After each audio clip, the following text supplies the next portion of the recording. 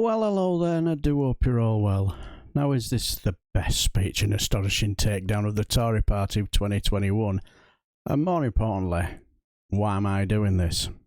I'll talk about that a bit later on, but let's get on with this fantastic speech where Labour MP for Slough, Tanmanjeet Singh Dhesi, hopefully I said his name right.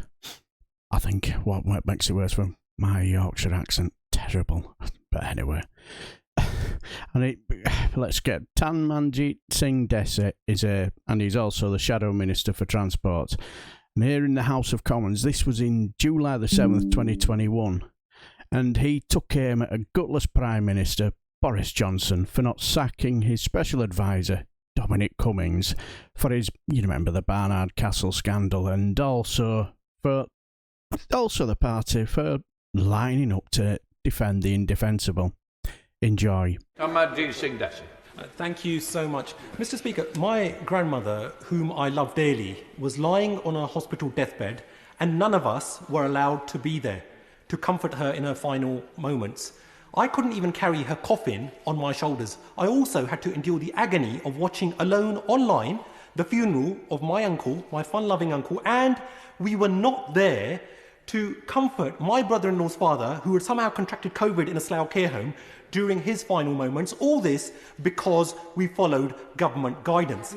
Having experienced such painful personal sacrifices, like many others, imagine our collective disgust when, in order to curry favour with the Prime Minister's chief advisor, we see psychophantic, spineless, hypocritical government ministers lining up to defend the indefensible, saying it's time to move on, with some even having the gall to tell us that they too go for a long drive when they need to get their eyesight tested. What an absolute disgrace, and they shall be thoroughly ashamed of themselves. So when is the Prime Minister finally going to apologise to the nation for not mustering up some courage and integrity, for doing the honourable thing and sacking his chief advisor, who so shamelessly flouted his own government guidance, so that he could have regained that lost public trust and confidence, and he could have demonstrated that it's not one rule for him and his elite chums and another for the rest of us plebs? Well said. It is very emotional, and Prime Minister. Perhaps the best thing I can say, Mr. Speaker, is how deeply I think the government, everybody sympathises with those who have gone through the suffering described by the gentleman opposite. And no one can, who hasn't been through something like that, can imagine what it must feel like to be deprived of the ability to mourn properly, to hold the hands of a loved one in their last moments in the way that the honourable gentleman describes. And I know how much sympathy there will be with him.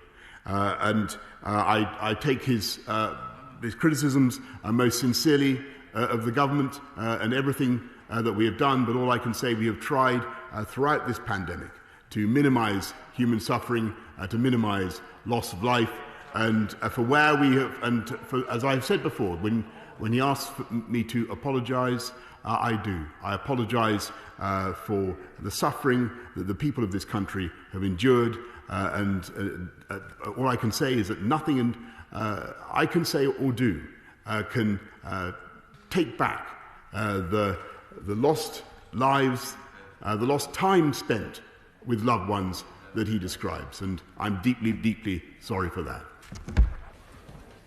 Wasn't he fantastic? Now why am I doing this? Well, 3 reasons, I think. One, I just think I'm at a bit of a loose end, and I suppose with Parliament in recess for 6 weeks, I need to keep myself busy, I suppose. 2, I just didn't have the technology at the time when these videos were to do this video at the time. And if I'm honest, at the time I didn't know what I wanted to do with my channel anyway, and it only blew up when I started doing the videos like the cross-party select committee meetings and these sorts of videos in House of Commons. And probably the 3rd and most important one for me is that we just mustn't never forget, I suppose. Anyway, that's when Bodge didn't sack Cummings.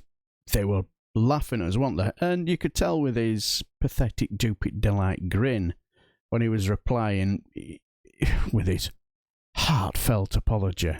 You could tell he was just taking the piss, wasn't he? He was just lying.